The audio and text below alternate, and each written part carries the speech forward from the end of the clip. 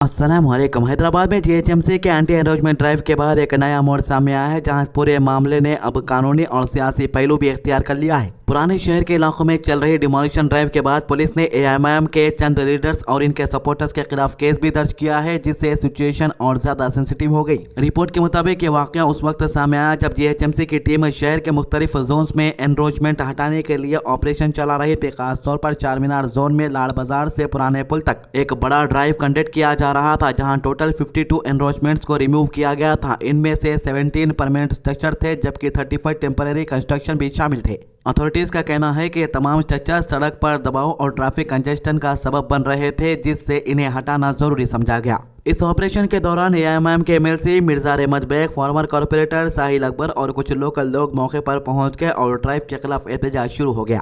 आंखों देखी गवाहों के मुताबिक सिचुएशन धीरे धीरे टेंस होती चली गई, जहां एहतजाज करने वाले और पुलिस के दरमियान बहस और झगड़ा भी देखने को मिला। ये फेस ऑफ इतना बढ़ गया कि बाद में पुलिस ने इस सिलसिले में एफआईआर दर्ज कर ली। चारमीनार पुलिस स्टेशन में दर्ज की गई कंप्लेंट के मुताबिक कांस्टेबल धीरज तिवारी ने इल्जाम लगाया कि बंदोबस्त ड्यूटी के दौरान उन पर और उनके साथियों पर हमला किया गया। इनका कहना है कि इन्हें कॉलर से पकड़कर जोर से धक्का दिया गया, जिसकी वजह से जमीन पर गिर गए और उनके दाएं हाथ में फ्रैक्चर हुआ। पुलिस ने इस बयान की बुनियाद पर अहमद बेग, साहिल अकबर और दूसरे अफराद के खिलाफ केस दर्ज किया है। इस डेवलपमेंट के बाद पुलिस ने साहिल अकबर को गिरफ्तार भी कर लिया, जो पहले एएमआईएम के कॉर्पोरेटर रह चुके हैं और अब घंसी बाजार डिवीजन के इंचार्ज के तौर पर काम कर रहे थे। इन्हें संडे को कोर्ट में पेश किया गया, जहां इन्हें जुडिशियल रिमांड पर भेज दिया गया। दूसरी तरफ अहमद बेग के खिलाफ भी केस दर्ज किया गया है, जबकि मजीद तहकीकात जारी है। ये पूरा मामला अब सिर्फ एनरोचमेंट रिमूवल तक महदूद नहीं रहा, बल्कि इसने सियासी और कानूनी पहलू भी इख्तियार कर लिए है। एक तरफ अथॉरिटीज का कहना है कि एनरोचमेंट हटाना शहर की जरूरत है ताकि ट्रैफिक फ्लो बेहतर हो और पब्लिक स्पेसेस को फ्री रखा जा सके, तो दूसरी तरफ कुछ लोकल लोग और सियासी नुमाइंदे इस बात पर जोर दे रहे हैं कि ऐसे ऑपरेशन के दौरान आवाम के मसाइल और इनकी परेशानियों को भी मद्देनजर रखना चाहिए।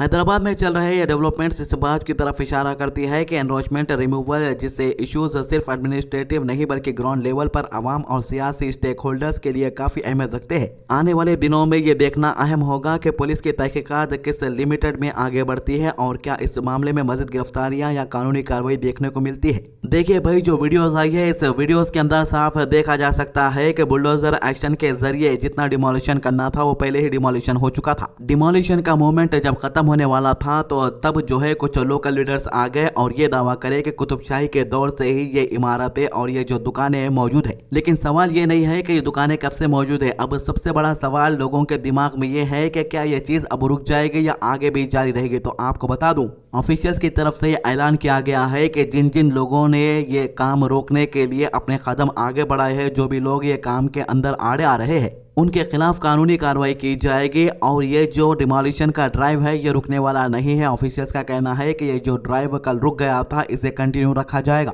देखिए, जाहिर सी बात है ऑफिशियल्स को ये चाहिए कि जिनके डॉक्यूमेंट रजिस्टर है, जो दुकानें रजिस्टर हो चुकी है, अगर से उनको डिमोलिश किया जा रहा है तो उनको मुआवजा तो देना पड़ेगा और जो इलीगल है उन्हें हटा दिया जाएगा। फिलहाल शहर में जीएचएमसी की ड्राइव से जारी है और अथॉरिटीज ने वाजे किया है कि एनरोचमेंट के खिलाफ कार्रवाई मुस्तकबिल में भी इसी तरह से जारी रहेगी, जबकि इस वाक़े के बाद लॉ एंड ऑर्डर सिचुएशन पर भी खास तवज्जो दी जा रही है ताकि किसी किस्म का तनाव पैदा न हो। आपको बता दूं कि मिर्जा अहमद बेग एमएलसी का यह वीडियो काफी वायरल हुआ था, जहां पर सोशल मीडिया पर हर तरफ अंधभक्त इनका वीडियो पुलिस वालों को टैग कर रहे थे और कह रहे थे कि कानून क्या वन साइड काम करेगा, क्या ओल्ड सिटी में कोई कानून लागू नहीं होता। ये कहते हुए कई ज्यादा हजारों में ट्वीट हो चुके थे और पुलिस वालों को बार बार कमिश्नर्स को टैग किया जा रहा था, जिसके बाद लगता है कि अब जो कार्रवाई हुई है ये कोई नॉर्मल कार्रवाई नहीं है। हाई कमांड की तरफ से बड़े पुलिस ऑफिसर्स की तरफ से इस कार्रवाई को अंजाम दिया गया है। बंगाल इलेक्शन के सियासी माहौल में एक बड़ी सियासी बयानबाजी सामने आई है, जहाँ एएमआईएम के चीफ असदुद्दीन ओवैसी ने वेस्ट बंगाल के चीफ मिनिस्टर ममता बनर्जी पर सीधा निशाना साधते हुए मुस्लिम रिप्रेजेंटेशन के मुद्दों को जोर शोर से उठाया। पटना में मीडिया से बात करते हुए ओवैसी ने कहा कि बंगाल में मुसलमानों की आबादी तकरीबन 29% है, लेकिन सरकारी नौकरियां में उनकी हिस्सेदारी सिर्फ 7% तक महदूद है, जो कि इनके हिसाब से बहुत ही नाइंसाफी और फिक्र की बात है। ओवैसी ने ममता बनर्जी की सियासत पर तनकीद करते हुए कहा कि यह मुसलमानों के साथ दोहरा रवैया अपनाती है। एक तरफ इनकी पार्टी टीएमसी उर्दू में मैनिफेस्टो रिलीज करती है, जो जाहिर तौर पर मुसलमानों को अपील करने की कोशिश है,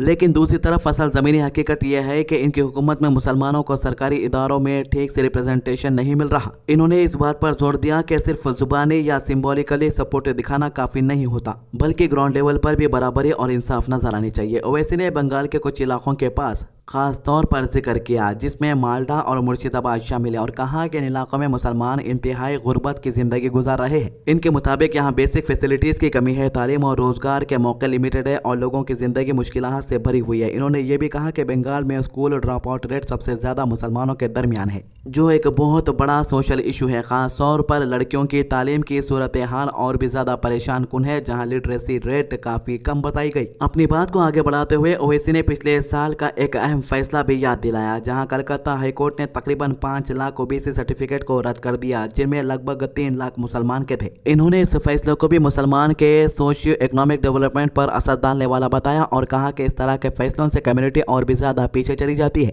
सियासी मोर्चे पर ओवैसी की पार्टी एएमआईएम बंगाल में suspended TMC MLA Humayun Kabir की पार्टी आम जनता उन्नयन पार्टी के साथ अलायंस भी किया है, जिससे यह साफ है कि बंगाल की सियासत में अपनी जगह बनाने के लिए एक्टिवली कोशिश कर रहे हैं। इस दौरान ओवैसी ने मरकजी हुकूमत पर भी तनकीद की, खास तौर पर पार्लियामेंट के बजट सेशन को दोबारा बुलाने का फैसले पर। इस दौरान ओवैसी ने मरकजी हुकूमत पर भी तनकीद की, खास तौर पर पार्लियामेंट के बजट सेशन को दोबारा बुलाने के फैसले पर। इन्होंने कहा कि सरकार लोकसभा की सीट को 543 से बढ़ाकर 816 करने के बिल लाने की तैयारी कर रही है, ताकि विमेंस रिजर्वेशन लॉ को जल्दी इंप्लीमेंट किया जा सके। लेकिन इनके मुताबिक ये बिल इलेक्शन के दौरान लाना ठीक नहीं है, क्योंकि कई एमपीज इस वक्त अपने अपने इलाकों में इलेक्शन कैंपेन में मसरूफ है।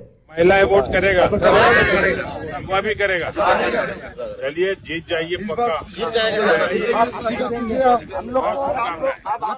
ओवैसी ने यह भी शिकायत की कि एमपीज को इन बिल्स की कॉपीज पहले से प्रोवाइड नहीं की गई और अचानक सेशन के दिन इनके सामने रख दी जाएगी, जो एक गलत तरीका है। इन्होंने कहा कि किसी भी बिल को समझना और उस पर अपनी राय बनाने के लिए वक्त जरूरी होता है, लेकिन बीजेपी का तरीका ये बन गया है कि बिना प्रॉपर डिस्कशन के बिल पास करवाने की कोशिश की जाती है। West Bengal assembly election 294 seats के लिए 2 फेज में होने वाले हैं, जिसमें फेज 1 23 अप्रैल को और दूसरा फेज 29 अप्रैल को होगा, जबकि वोट्स की काउंटिंग 4 मई को की जाएगी। इस सियासी गर्माहट के दरमियान ओवैसी के बयान ने एक नए बहस को जन्म दिया है, जहां मुस्लिम रिप्रेजेंटेशन, तालीमी सूरत हाल और गुर्बत जैसे मुद्दे फिर से मरकज में सामने आ गए हैं। इसके अलावा शहर हैदराबाद में जानलेवा हमलों का सिलसिला जारी है। हैदराबाद में रेन बाजार पुलिस स्टेशन के हुदूद में गंगानगर कब्रिस्तान के पास एक नौजवान पर मुबैना तौर पर गांजे के आदि अफराद के ग्रुप ने बड़ी बेरहमी से चाकू से हमला किया। रिपोर्ट के मुताबिक यह वाकया रात के देर पेश आया, जब मुलजिमीन ने तेजधार हथियारों से हमला करके उसे शदीद जख्मी कर दिया। मकामी लोगों ने फौरन जख्मी को करीबी हॉस्पिटल मुंतकिल किया, जहाँ वो फिलहाल इलाज के लिए दाखिल है। पुलिस ने केस दर्ज करके मुलजिमीन की पहचान और गिरफ्तारी के लिए तलाश शुरू कर दी है। हमारे सरकार साहब से भरोसा है, हमारे एमएलए साहब को भी हम बोल दिए और हमारे यासिर अरफत साहब को भी बोल दिए, इंशाल्लाह उन लोगों को पकड़े बादशाह। ऐसे चोरों को, ऐसे गंजेटियों को छोड़ना ही नहीं है भाई। और ऐसे मासूम बच्चों को ढूंढ ढूंढ के लगा निशाने बना रहे हैं, ड्रग्स कर रहे हैं, ड्रग्स ले रहे हैं, इंजेक्शन ले रहे हैं, वो टीटियाँ करते, वो गांजे के गोलियां करते, वो क्या क्या कि अला फला खा के अहल पहल बस्ती के लोग आके हमारी बस्ती में ये तमाशे करके जा रहे हैं। आज मेरे बच्चे के साथ हुआ, छोटे बच्चे के साथ हुआ, फिर अब बड़ा बच्चा ऑपरेशन चल रहा है उसका उस्मानिया में, वो बच्चे के साथ सीरियस है, बोल नहीं सकते, बोल रहे हैं। फोन आया, चलो बोल रहे हॉस्पिटल जल्दी, मेरा बच्चा अभी ऑपरेशन में है, सीरियस है। तो ये 3 मामलों के अभी तक के अपडेट। हमारे चैनल को सब्सक्राइब कीजिए, वीडियोस को ज्यादा से ज्यादा शेयर कीजिए। अल्लाह हाफिज।